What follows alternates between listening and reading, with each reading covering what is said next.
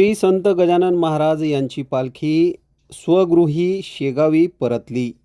17 kilometre Khamgaon ते शेगाव या अंतिम टप्प्यात मोठ्या संख्येने भाविक संत नगरीत दाखल।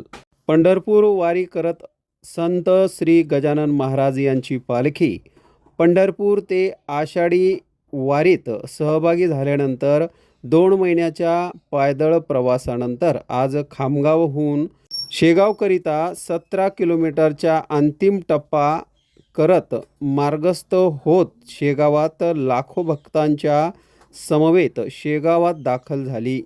आज शेगावच्या मुख्य मार्गाने नगर परिक्रमा होत पालखी संध्याकाळी 6 वाजता मंदिरामध्ये मोठ्या भव्य दिव्य थाटात दाखल होणार आहे।